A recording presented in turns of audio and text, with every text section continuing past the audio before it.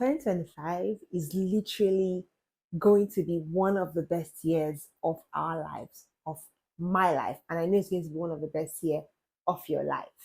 And here are 5 tips to glow up and put your life together this 2025.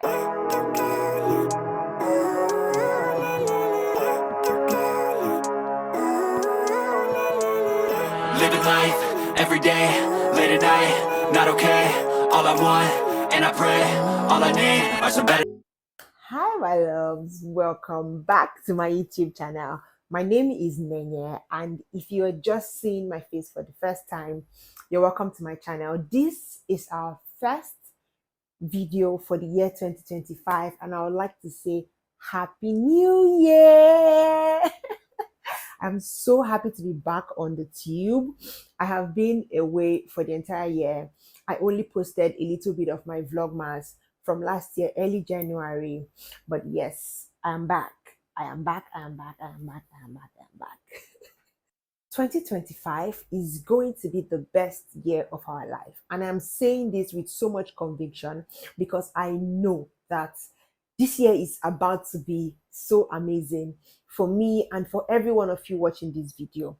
I am just so happy that we get to see this new year. And this is like another opportunity for us to lock in and focus and, grow and do a lot of things that we want to do in the year 2025. If you are new to the channel, my name is The Real Nenye, and on my channel we talk about self-care, beauty, lifestyle, self-development, and we do a lot of vlogs. So if you want to be entertained, because our vlogs are the most entertaining part of the channel, so if you want to be entertained, make sure that you stick around and you watch the vlogs. Please hit the subscribe button, guys. Let me tell you a secret. So we are at 1,564 subscribers now. I'm happy. I always say that you should stay connected to the channel by hitting the subscribe button and turning on the post notification bell so that you are notified anytime that I drop a new video. Like, comment, and share with your friends, with your family, and with all your loved ones. Okay, let's jump right into today's video. So first thing for me is I want you to tell me in the comment section how 2024 was for you. For me, 2024 was a year of growth. 2024 was a year I discovered a lot of things about myself. 2024 also ended in a not so good part because I lost my Instagram pages, both my business and my personal page. So it was very devastating for me, but I scaled through and I'm here now. So let me know in the comments how your year 2024 was. The number one thing on my list is to reflect. So I always have an ideology that for you to move forward, you have to take a look at what you have done in the past, what to correct, what to do better, what not to do. And only all of that can only come from reflection. So I would always advise that you take a journal or you take like a piece of paper, you sit down and write down all of the things you learned from the year 2024, all of the things you did right, the things you did wrong, what you are going to correct, and basically just reflect on the entire year. If you're new to journaling, what you should do is just get a paper and write. Not controlled. Just write as if you're writing a love letter to your long lost best friend, telling them every single thing that happened in the year 2024. And that is going to help you, know what to do right and what not to do. So while reflecting, one important point that you should note is that to thyself be true. And this thing is also very biblical. If there is a situation that happened in 2024 that you know that you were at fault or you know that you did wrong, to thyself be true. Do not sugarcoat a situation to please you. Don't sugarcoat things just so that it makes you feel good. One thing is you have to always tell yourself the truth in life. If you are lying to yourself, I'm sorry, but I don't think you can make any headway. So while reflecting, make sure that you are very true to yourself and you are telling yourself where you made mistakes, what you learned, where you went wrong, what you did right. And also in all of this, try to have like a gratitude list. This helps you build your confidence. This helps you, tell yourself that, okay, in all of this, I achieved something. In all of this, I have something to be grateful for. So Have a gratitude list where you write down every little thing that you did that you are very grateful for. You're grateful to yourself, you're grateful to God. Write everything down. For example, last year I bought a sewing machine. So I'll write that down to say, I'm grateful that I was able to afford a sewing machine. A lot of people cannot afford it. So that's like one of the things that you can write, if you are in that position. But just have like a gratitude list that would also help you reflect better. Point number 2 is, in order for you to have an amazing 2025, is you have to believe in yourself. Nobody is coming to save you. That's one thing that you should know. So always believe in yourself, believe in your abilities, believe in your skills, believe in your power, believe that if there is anything you set your mind to do, you can do it, because nobody can do it for you. That's just the honest truth. Nobody can do it for you.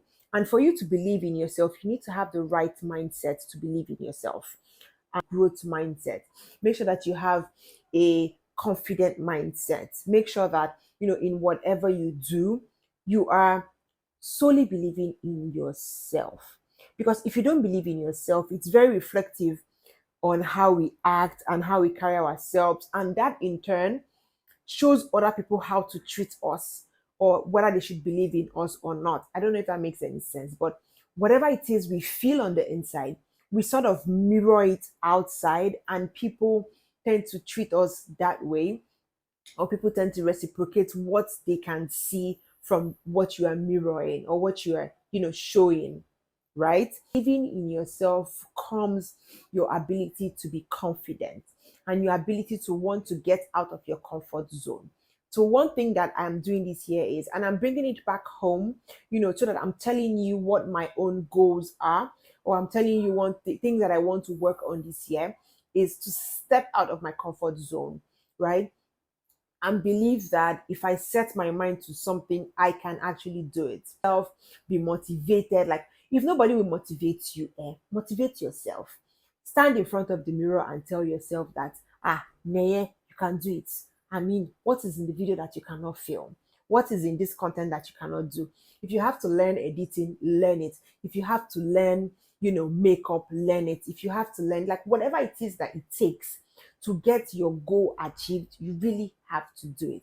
This is really personal to me. That's why it sounds like, or that's why I'm sounding like this, right? Always try to suppress self-doubt. I know that happens to us sometimes. Even me, it happens to me sometimes, where I doubt my abilities, or where, I'll give you an example. I have filmed a couple of videos that I wanted to post on my TikTok, but I always have doubts that, oh my God, what if I post that video and I'm being judged? What if I post that video and this? But the truth is, nobody actually cares. People are just going to watch and move on.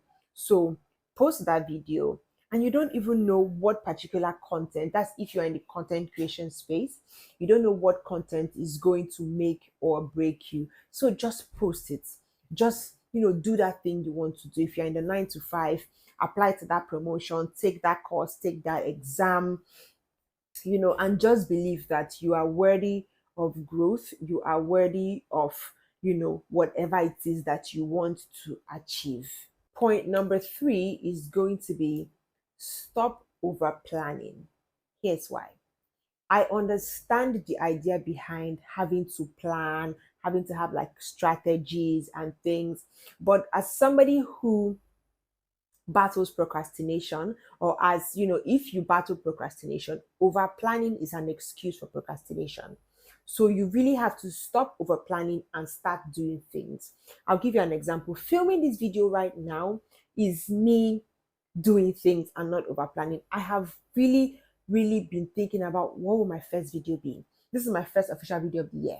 Should it be this? Should it be that? Should it be this? I've been planning this for weeks and weeks and weeks. But today I said, no, I'm done. I have to start. I have to film something. I have to just do it. So you have to stop over planning, because over planning fuels procrastination, right? Next point is going to be put on to God. If you're a Christian watching this video, if you're a Muslim, if you don't believe in God, which I would strongly advise against. I would say you should believe in God, you should believe in Allah, you should believe in something. But if you're a Christian watching this video, I would strongly advise that you hold on to God this year, because 2025 is going to be an amazing year, and you need the grace and the favor of God for you to achieve things that you want to achieve. Because as much as we say, do the work, put the calendar up, follow your plan, follow your strategy. If God is not in the middle of any of these things, chances are that you will not get things done. If the strength of the Holy Spirit is not in any of these things, chances are that you will not get things done, because you really need the Holy Spirit. Every time I wake up, I always say, Holy Spirit, strengthen me, give me the strength to do, give me the strength to achieve all of the things that I want to achieve. In anything you do 2025, hold on to God though. Because every single thing that happens in this world is more spiritual than physical, right? We have to conquer the spiritual in the place of prayer. We have to conquer spiritual things in the place of prayer, in the place of fasting. I'm a Christian, so I would always preach the word. I would always preach for you to pray. I would always say for you to trust God. If you're a Muslim, or if you're whatever tradition, whatever religion it is that you belong to, you should hold on to your God. Really, you should really hold on to your God this year 2025, and watch him do amazing things in your life. So my next point is going to have to be set actionable goals. So I know that in January there's a lot of pressure of setting your goals. There's a lot of pressure on vision boarding and all of those things. But I would strongly advise that everybody should take their time and set their goals straight. And when I say set your goals, whenever I want to do my vision board, or whenever I want to set my goals, I break them down into 12-week years. That's in quarters. So I have like Q1 goals, I have Q2 goals, I have Q3 goals, and Q4 goals. Let me tell you what that does. As a one-man team, and I know that a lot of us are, we're doing things on our own. We don't have like an entire team. We don't have a production team, editing, blah, blah, blah. So as a one-man team, it is easier for you to set your goals in quarters, and it helps you not feel overwhelmed with your goals, right? So when you have your goals broken down into smaller actionable bits, it's very easy for you to achieve. Let me give you a very clear example of breaking your goals into quarters. If your goal, for example, is to maybe upload 20 videos at the end of the year, right? And in Q1 I have to upload 3 videos every week. At the end of the month I'll have so amount of videos. At the end of the year, at the end of the first quarter, I would have so amount of videos. What that does is, if your long-term goal for the year is to upload 20 videos, breaking them down into smaller bits makes it less overwhelming. So now you're not thinking of, oh my God, what are the 20 videos I'm going to post? What are the, no, no, no, no. You're just going to break them down to say, okay, in Q1, I'm going to talk about beauty, for example. Okay, what beauty videos am I going to post for the next 3 months, for the next 12 weeks? You have that. You break that down again. What beauty videos am I going to post for the next 1 month? So you just break everything down into smaller achievable goals. And by the time you're breaking them into monthly goals, you break it into daily goals, right? That, okay, I'm going to film on Monday, edit on Tuesday, Wednesdays are my upload days. I'm going to film on Thursday, edit on Friday, upload on Saturday. Saturday is my upload day. So that means you now have Wednesday and Saturdays as your upload days. By the time you accumulate, you compound all of these things, at the end of the year, you would see that you are very close to your goal, or you have even surpassed your goal. That's how it works. So, and this is one thing that I have learned, to have to break down my goals into quarters instead of having like an overwhelming vision board that at the end of the year, I most likely haven't achieved half of it because I've been overwhelmed by looking at something that I feel that it is way bigger than me. In summary, just make sure that you are setting achievable goals and try to set them using the 12-week year plan, so that all your goals are set into quarters instead of the entire year. I mean, if multinational companies can set their goals in quarters, how much more me and you, who are one man team, or who is running a one man team? We have to set our goals into small bits so that it will be easy for us to achieve. My last point is going to have to be switch up your space and declutter your space.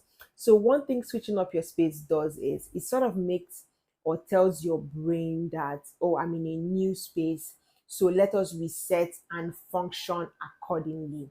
And that's what I did. In my room, I turned my room around. I basically, moved my bed position, changed my curtains, put like the frame you're seeing behind me up. I just, switched some things up just so that my room looks different to me, and it sort of feels like a different space to my brain. Another thing that you should do is to declutter.